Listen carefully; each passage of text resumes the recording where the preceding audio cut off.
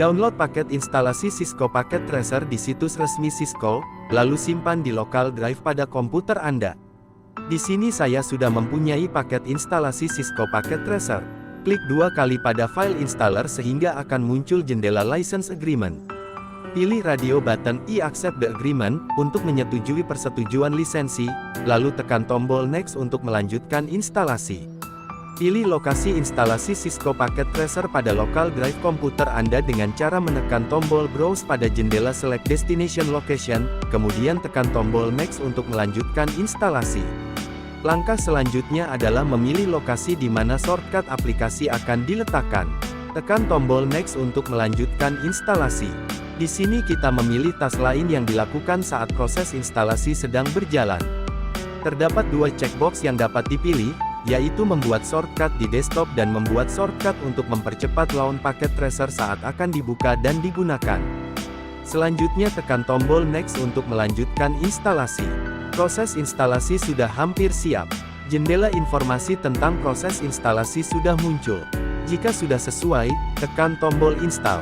Proses instalasi pun berjalan. Tunggu hingga proses instalasi selesai. Apabila proses instalasi selesai, akan muncul jendela yang menginformasikan bahwa proses instalasi paket tracer sudah selesai. Tekan tombol finish.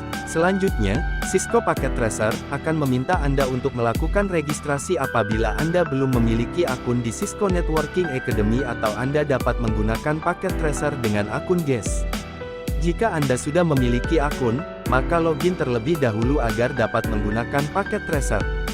Jika sudah berhasil login, maka ruang kerja Packet Tracer dapat digunakan.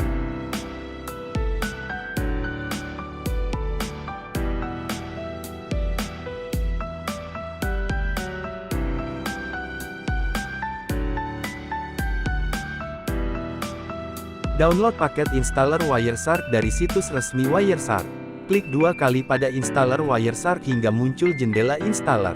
Tekan tombol next untuk memulai instalasi. Tahap selanjutnya adalah memilih komponen yang akan diinstal. Beri tanda centang semua checkbox yang tersedia, kemudian tekan tombol next. Jendela selanjutnya adalah jendela untuk membuat shortcut beserta file ekstensi yang diinginkan. Beri tanda centang pada checkbox yang diinginkan, lalu tekan tombol next. Langkah selanjutnya adalah memilih lokasi instalasi dengan cara memilih direktori tempat Wireshark akan diinstal, kemudian tekan tombol next. Memilih tool penangkap paket data untuk menangkap lalu lintas data secara live. Beri tanda centang pada checkbox install npcap, kemudian klik tombol next. Langkah selanjutnya adalah memilih apakah akan menginstal USB cap untuk menangkap lalu lintas pada USB. Jika iya, maka beri tanda centang pada checkbox install USB cap, setelah itu tekan tombol install. Proses instalasi pun berjalan. Saat proses instalasi sedang berjalan, sistem akan meminta konfirmasi apakah akan menyetujui kesepakatan lisensi tool npcap. Jika Anda setuju, tekan tombol I agree. Selanjutnya akan muncul jendela untuk memilih opsi-opsi sebelum instalasi npcap.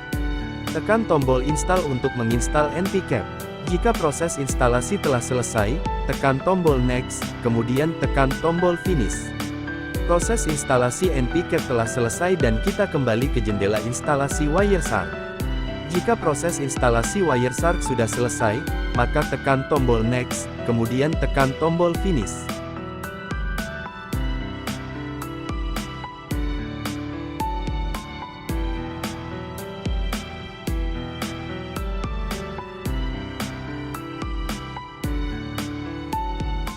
Pada percobaan pertama, saya akan membuat topologi jaringan peer-to-peer yang terdiri dari dua komputer. Pertama, tekan tombol End Devices. Kemudian seret dua buah komputer ke ruang kerja.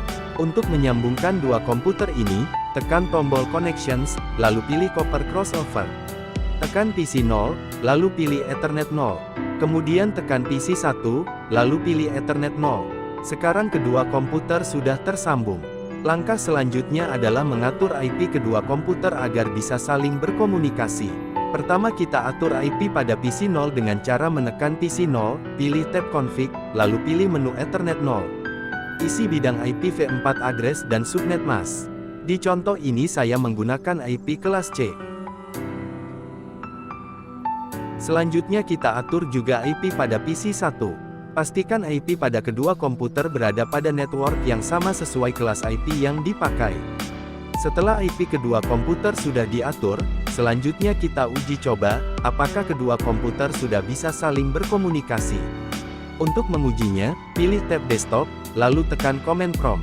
Ketik ping, spasi, IP PC 0, kemudian tekan enter. Jika muncul output reply, maka kedua komputer sudah tersambung dan sudah bisa saling berkomunikasi. Pada percobaan kedua, saya akan membuat jaringan peer-to-peer yang terdiri dari beberapa komputer. Di sini saya akan menggunakan 5 buah komputer. Untuk menyambungkan 5 komputer ini, saya menggunakan switch 2960. Sambungkan semua komputer dengan kabel Cooper straight through ke switch, kemudian atur IP seluruh komputer agar bisa saling berkomunikasi.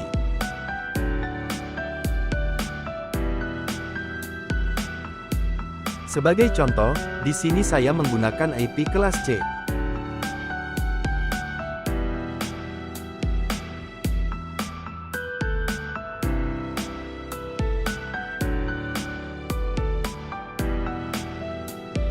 Sekarang kita uji dengan cara seperti percobaan pertama tadi.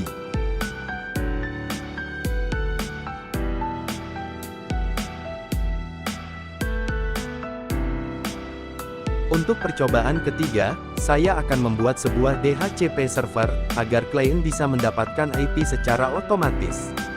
Di sini kita membutuhkan satu buah komputer server, beberapa komputer klien, dan satu buah switch. Selanjutnya kita sambungkan semua node dengan kabel Cooper straight through.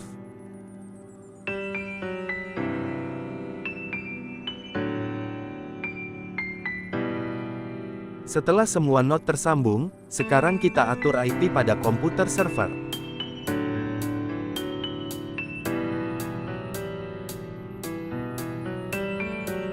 Jika IP sudah diatur, selanjutnya kita aktifkan servis DHCP server dengan cara, pilih tab Services, pilih menu DHCP, kemudian tekan on pada servis DHCP. Pastikan IP dan subnet mask pada pengaturan DHCP sudah sesuai dengan IP yang kita pakai tadi. Selanjutnya kita atur IP pada seluruh komputer klien menjadi DHCP. Perhatikan alamat IP yang didapat oleh komputer klien. Jika berhasil maka komputer klien akan mendapatkan IP dari server.